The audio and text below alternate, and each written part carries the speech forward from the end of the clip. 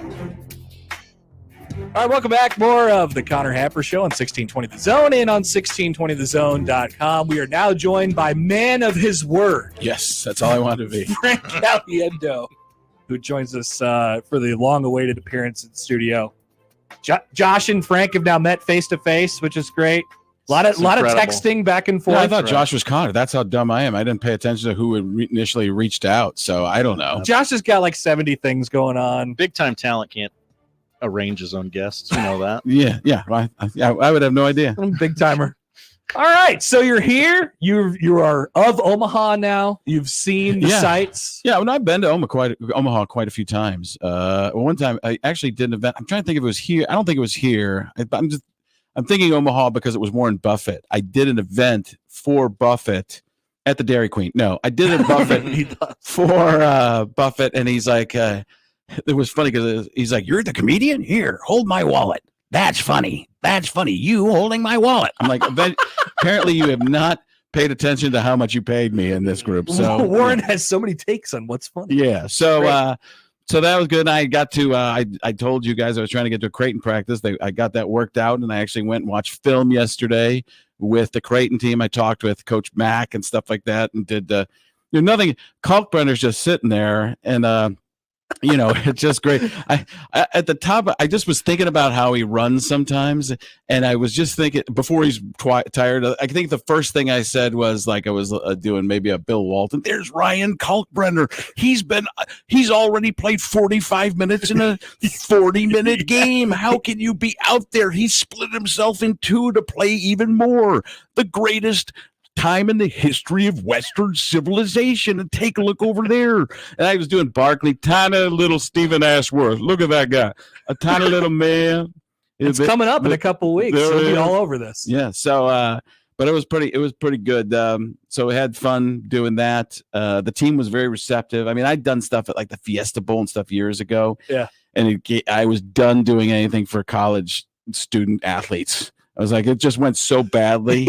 It was why does that happen? What I don't know, because they're usually told by the coach they have to be there at the time. Sure. This was for it was Ohio State and it was Clemson, and Deshaun Watson didn't even take off his headphones when I was doing it. No. Turns out he's not making the best decisions in life anyways. Facts. So I feel better about it nowadays that it was, but it was just awful. And I didn't know what to do because I'm 50 now. At the time I was probably like 42 or something.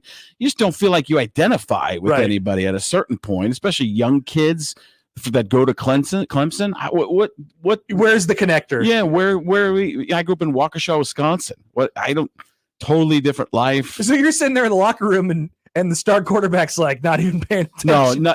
It wasn't a locker room. It was like in the meeting room. Meeting room type of thing. And they had press there. So that was what was even worse. Is there was press there telling me that I'm not funny and stuff like that. I'm like, well, you try and do comedy for people half your age that don't want to be there, that the coach made. And the coach wasn't there because he was at some other kind of meeting. Dabo. So Dabo he was at somewhere, and then Urban did come, but didn't make it mandatory, Urban Meyer. So that was actually pretty good, because if the coach is there, they're going to be on even better behavior kind of thing. Of course. But it was more kids, Midwestern kind of feeling kids that were like me growing up, So I had more to assimilate with. And you're just like, guys, you got to understand, this is not my audience. Yeah. I mean, what do you say? And you want them to have fun, but you realize you take a look out there and you go, I'm doing like I should have done one of the things I didn't do was a Lou Holtz. I should have just called out there at the time. It was still out there talking. I'm doing this. That probably would have crushed. But I was doing some Gruden and stuff like that. People were NFL stuff, and they didn't even care. They haven't gotten to that part yet. So because the South is not really open up folder college football. Oh, that's really what you have to do. That's what you have to do in that kind of situation. And I don't I know Nebraska's massive college football here, but I grew up in Wisconsin, went to University of Wisconsin, Milwaukee. So Badgers were there, but then, didn't really care as much for me. It was more Packers growing up, Packers-Bears rivalry, that type of stuff. So it would be more like here in Omaha, people got to go root for maybe the Chiefs or something or somebody nearby. So there's no team they care about as much. The same way. I can't believe the amount of support Creighton has, and it's probably because they're good and they have a great program and all that kind of stuff. But you got people wearing the stuff everywhere, talking about it, going everywhere. People on the plane when I was coming in, I live in Arizona. The people coming in on the plane had Creighton gear. They were playing that night, crushing Seton Hall. But I mean, I was pretty impressed. I mean, so you walk in, and you know Marquette, and you know what they have, but you think about Creighton, and now you visit their campus and you see all their stuff. You're like, what is this? I didn't know much about Creighton. I mean, I really didn't. I honestly, until a few years ago, didn't even know much about Creighton. Although I had a friend who played baseball in high school who got drafted. His brother actually was a catcher at Creighton. Cool. And I wasn't even. He came and played for a couple of years. I don't know if he ended up getting drafted and playing, but he was a good player, and I knew this was a good school. And, because of Marquette and the Jesuit kind of connection and stuff like that. So there was interesting stuff, but it's now I live in Arizona and I don't know what anything. I get on the plane in shorts and land and realize that is a problem. Well, it can be depending on the day. Yeah. I think we're looking at like 70 tomorrow. Yeah, so. I did that once, and it was do you remember the polar vortex? Oh, remember yeah. that? When that was going through, I got off a plane at O'Hare in Chicago, and I'd come from Arizona, and I was convulsing. I forgot I didn't bring a jacket or anything. It was still 60 degrees in Arizona, but there was that dip of cold coming through the Midwest. I was like, I'm a bigger idiot than I even thought. We learned a new term this winter called the snow squall. Have you heard of the snow squall? Oh, is that a wall? Is that a wall? Mega intense period of snow for like a brief period of time, and then it ends. It dropped like what, a foot of snow on us in this very short period of time? Like 4 minutes. Yeah, it was 4 minutes. Stuff like that. It's a couple hours, but we get all the alerts on our greatest snowfall in the history of Western civilization. They're in Westeros saying winter is coming. Exactly. How great is this? Bill Walton in a snowstorm. Unbelievable. It's like what my mind normally is. I have no idea what's happening, and I can't see my hand in front of me. He would be amazed by a snowstorm. Oh, yeah. He would think it's the most wonderful thing of all time. Where is the saguaro cacti? I don't even see them here. It's Omaha. Well, then where's the Wild Kingdom? Come on. The stakes are here. Get it out. Enjoy the bovine supremacy. Your Bill Walton on ESPN next to Bill Walton just popped up for whatever reason on my timeline because today. We're all being watched. Yes. Well, I think Frank sent it out. I did. Yeah, because somebody sent it. Oh, you retweeted it? Somebody sent it to me, and I said a quote tweet for it. Yeah, because I was thinking about it. Well, after that, somebody sent it to me, and that probably popped up or somebody because of the talking to Creighton and stuff like that. So I don't think I had a. Sometimes I hate myself, but sometimes I come up with stuff and I'm like, oh, that was pretty good. I was doing Barkley, the impression. I was talking about Kalkbrenner. Ryan Kalkbrenner looks like one of those balloon guys out front of a used car sales running. The arms and legs are not moving at the same time in the same direction, but somehow he still blocked a shot. That's crazy. He's the wacky, wavy, inflatable arms man. Yeah, he's the greatest. We call him Tree Man. Yeah, Tree Man. We call him Tree Man. He was. I've run into him a couple of times now. Actually, run under him. Right, you go through him. Yeah. So yeah. What'd you say to the team? Was it motivational? I was just goofing. No. I was just goofing around. But I love that championship center. Wow, nice. That's fantastic. You still going to the game tomorrow? Yeah. They're going to that tomorrow. Going to CHI to see my son. I actually liked it all so much that I flew my son into town to have him come. When you have the access to this kind of stuff and can enjoy and be. It's just there's real great camaraderie, and there's coaches that are from the Wisconsin area and stuff too. So that was pretty cool, and kind of hit it off in that way. He had stuff to talk about, so I really liked it. I like them all. I don't think people know. People a lot of times people think that we're West Coast. Phoenix is a very transient city. Nobody's from there. Like you're here, Definitely. everybody's pretty much from here, and that's grew up in the Milwaukee area for me. Very similar kind of thing. Everybody's from there. So, and my wife's from Cleveland area. Not even supposed to mention it, but so it's similar in those parts of the country. But then you go in something like Phoenix, and just tough to get used to that, where everybody's from somewhere else. And it's not just like Atlanta's like that too. Like nobody's sure who's from Atlanta. Definitely, you go to Phoenix and it's evident, because what happens when you go to Phoenix? Inevitably, you'll see a whole bunch. This will happen on your flight back to Phoenix. There will be 9 people at least on the plane wearing Nebraska shirts that say "Go Big Red" on them. Right. Because what happens with Nebraskans when they leave, they love to represent the fact that they're from Nebraska or Creighton Right. or whatever it might be. Right. And they're Nebraska. And that just made me realize, because we went to a thing and my son was wearing red, and it was like, that's why it was such a bad. Somebody said something about the red. I didn't even tie it into the Nebraska red thing. Okay. Oh yeah. And they go down for spring training and whatever. So it's a big. But it's also good that you wear the red, because when we go over there, that somebody will offer them free blue stuff. They'll be like, can you wear this? Like somebody said that to me, like, you wore the Creighton shirt today. I'm like, yeah, this is not my first rodeo. Like, your son doesn't have one.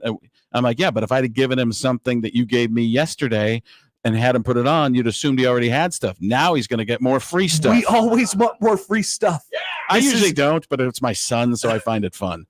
I went over there and we did a bit with the baseball team, and they all made fun of me because I had a red glove on. Oh, really? And yeah, like, you can't have a red glove here. Yeah, they didn't give me a free baseball glove. The ball's always hitting the glove. That should be a good thing, right? Yeah, just smacking the glove. Yeah. So it's a big couple weeks and months for you. NFL draft. Yeah. So people are going to start calling you and saying, yeah, can you use some Mel Kiper? Talking about Kiper. Tremendous situation. Got Caleb Williams doing a tremendous job. It says he's not going to take all the physicals. It turns out he's going to take one physical, and they're going to pass the same sheet around. Not even going to put it in the computer, just one piece of paper. Use the mimeograph machine from 1975. They're not even using a Xerox. And at the end of the day, is Drake made a guy? I don't even sometimes why. They even send him to the combine if they just decline every part of the combine. Kiper would have some takes on that, I'm sure. But we don't hear. Yeah, what are we doing here? Everybody shows up but not doing anything. What kind of thing is this? And yeah, I remember back in the day, you had to perform, you had to do everything. They did the physicals. They checked the vertical leap, a 40-yard dash, which has never been important in the history of the game of football. It doesn't matter how fast you can run in a pair of spandex that could break apart. That's happened before. At the end of the day, how fast can you run in pads and make a cut? This really is going to be. And then we'll have the NCAA tournament with Chuck, who hasn't paid attention to anything. That's the best part, right? Because it's like everybody else. He'll get on there and he'll have all these takes about all these players who he's never seen before. What is this guy shooting from the half court?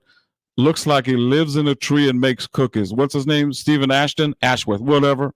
It's Stephen Ashworth. Shaq, I know who it is, but I'm tired of really trying to answer your questions. You didn't say anything, did you, that time? I didn't, Chuck. I didn't even say anything. He never does. No. Shaq's just there hanging I'm just out. wearing sunglasses in the studio again. But it's great. It'll be he's wearing sunglasses. Nobody can tell, and the whole thing is a bit because they're just yelling. They're at each fantastic, though. That's the best show, and that might be the best show on all of TV is watching the NBA and TNT guys. It is. It's the only reason I'll stay. Like, I'll stay up. I'll watch the late night NBA playoff game or whatever, and I was like, okay, I got to watch these guys. And they're on until 1 o'clock in the morning. See what they're going to do, ripping each other to shreds. Yeah, that's the best. They're killing each other. It's amazing. And then, you'll have your guy like Stephen A. Smith. They'll be jumping in on I understand where I'm coming from. When I talked to the team, that went over really well. I have to say, because I did the thing where he gets serious and gets real quiet and whispery. I don't even understand what Marquette thinks they're going to do against you guys. Should they even show up? Listen, Tyler Kolek is a dear friend. Yeah, but Tyler, I'd say that because I know how to pronounce his name. With a strain oblique. Have they decided if Kolek's playing or not? It kind of doesn't seem like there was some Milwaukee radio that was saying he wasn't, but then everybody was worried that it was just a facade.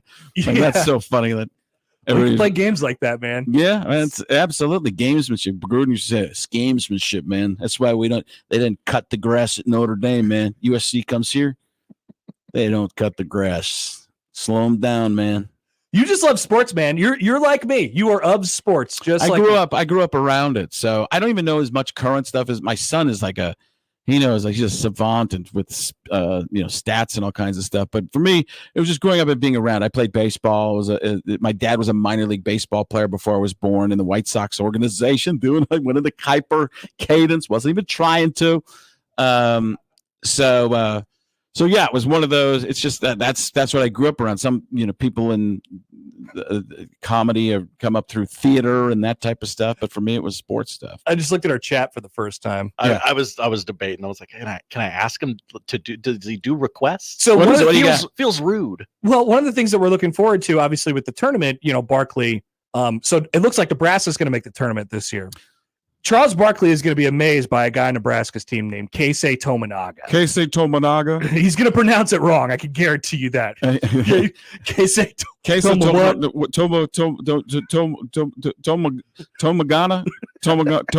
Queso Tomaga. I believe I had that at Chipotle the other day. Queso Tamagotchi. Tamagotchi. Timu, is it, they got him on Timu? Super Bowl ads. Yeah.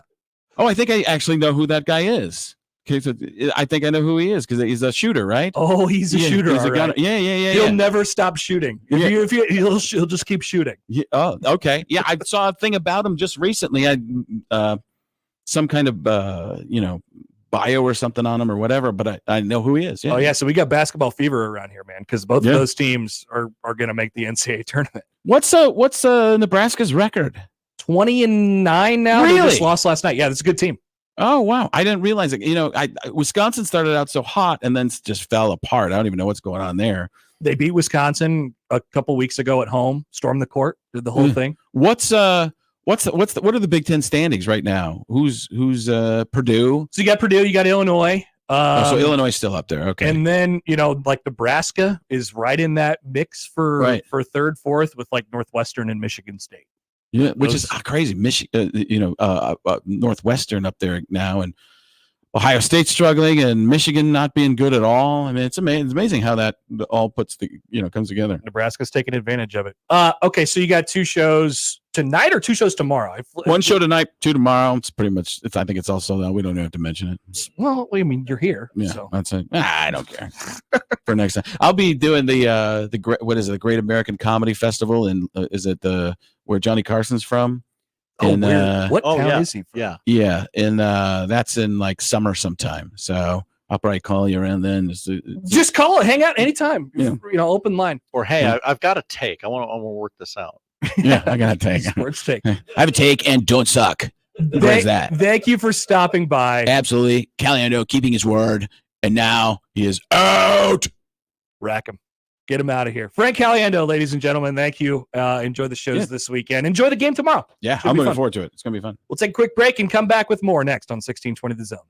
Live from the Host Coffee Studio, this is 1620 The Zone.